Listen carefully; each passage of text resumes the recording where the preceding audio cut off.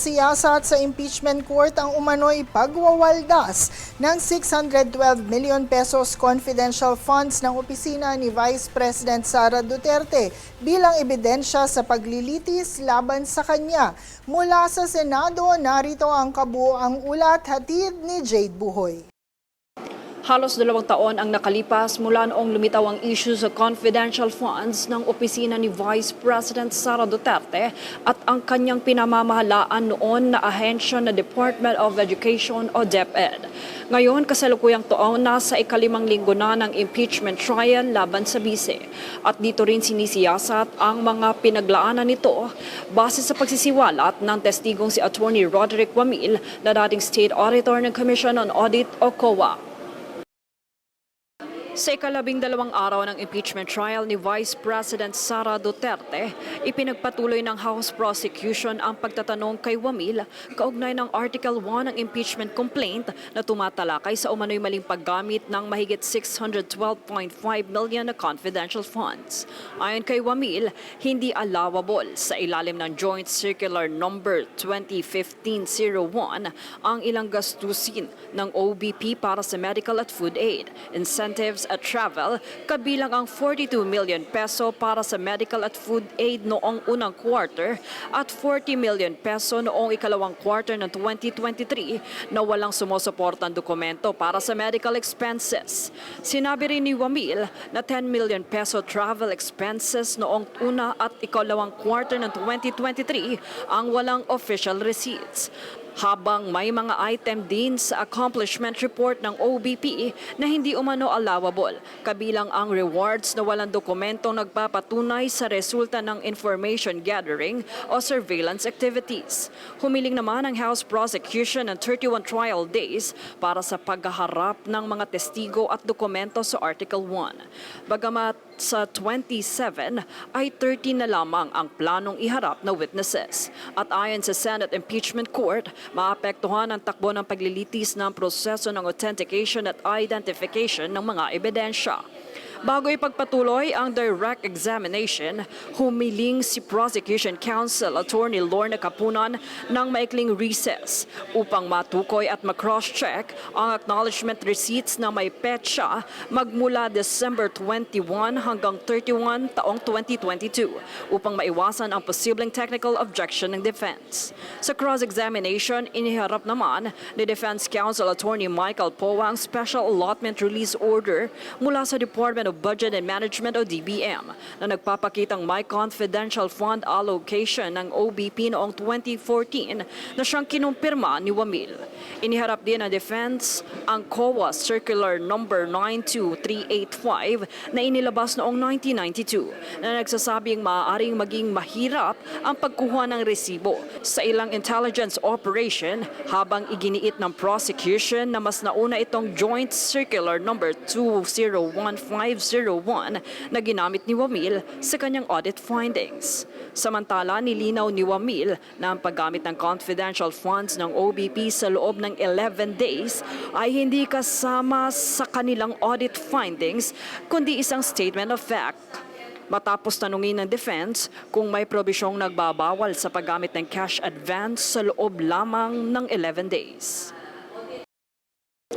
Bagamat bahagi sa panawagan ng prosekusyon ang personal na pagdalo ng bise sa mismong paglilitis, nilinaw naman ang kampo ng depensa na hindi naman ito mahigpit na patakaran. Anila, napupunan na ito ng kanilang representasyon bilang defense counsel ng kanilang kliyenteng si VP Sara. Jade Buhoy, nag-uulat para sa Golden Nation Network. Samantala, inihayag ng Department of Education o DepEd na sinentensyahan na ng parusang 14 na taong pagkakabilanggo at pinatawan ng multang 100,000 piso ang suspect sa pamemeke ng senior high school voucher. Ayon kay DepEd Secretary Sani Angara, Mananagot sa batas ang sinumang umabuso ng mga programang para sa edukasyon ng mga kabataan. Aniya, ang programang tulad nito ay itinalaga para bigyan ng oportunidad ang mga kabataan. Bagamat nirerespeto nila ang batas, nilinaw niyang hindi ito palalampasin ng ahensya. Pagbibigay diin pa niya, mahalaga ang bawat piso para mailaan ito sa mga mag-aaral. Para sa kaalaman ng lahat, ang Senior High School Voucher Program ay naglalaan ng subsidiyang para sa mga senior high school students na naka-enroll sa pribadong paaralan, state at local universities, maging colleges at technical vocational institutions na nasa ilalim ng K-12 Basic Education Program. Sa ibang balita naman, na-recover ng Philippine Coast Guard o PCG ang 5 milyong pisong halaga ng hinihinalang smuggled cigarettes sa Davao Oriental. Ayon sa ulat ng lokal na mangingisda ng bayan ng Gobernador Generoso, inabandona sa naturang lugar ang nasabing kontrabando. Matatanda ang inalerto ng mga bantay na otoridad ang Coast Guard noong ikalawang araw ng Agosto bandang alas 11 ng gabi kung saan natagpuan ang kahina-hinalang mga tauhan at abandonadong karton sa pagitan ng mga barangay ng Nangan at Tagabebe.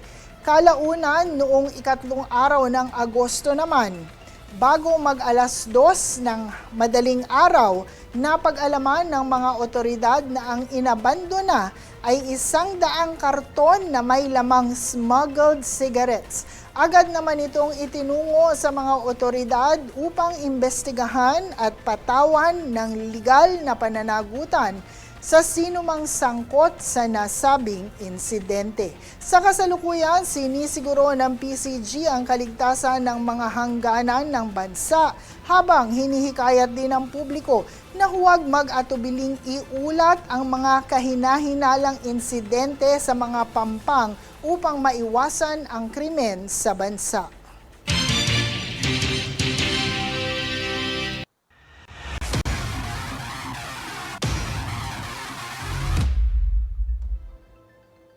Panibagong historic milestone ang nakamit ni Filipina tennis sensation Alex Ayala matapos ang kanyang kauna-unahang WTA Tour title at masungkit ang kampyonato sa 2026 Mubadala DC Open sa Washington DC, USA.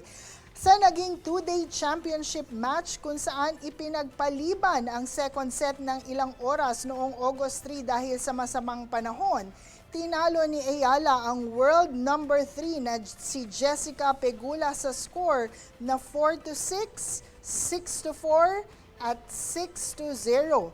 Bago pa man makarating sa finals, una na niyang tinalo sina 2024 Olympic champion Zheng Qingwen, defending o 2025 DC Open champion Leylah Fernandez, world number 9 Elina Svitolina at 4-time Grand Slam champion Naomi Osaka. Samantala, mula sa number 28, umakyat din sa 8 spots ang tennis ace sa kanyang bagong career high sa WTA World Rankings na ngayon nasa number 20 na. Binigyang pugay naman ni Pangulong Ferdinand Marcos Jr. ang naging tagumpay ng Filipina athlete. Mainit ang naging pagbati ni Pangulong Ferdinand R. Marcos Jr. kay Alex Ayala sa kanyang makasaysayang tagumpay bilang first Filipino and first Southeast Asian WTA 500 champion. Congratulations muli, Miss Alex Ayala. Kasama mo ang sambayanang Pilipino sa pagdiriwang ng panibagong tagumpay na ito. Mabuhay ka, Alex. At lagi po natin tandaan, ang bagong Pilipino, ginagamit ang galing at talino, pinapakita ang lakas para sa karangalan ng bansang Pilipinas. Loyalty test? Hindi ito kailangan ng totoong makabayan. At manatiling nakatutok para sa higit pang mga balita sa pagbabalik ng News Force.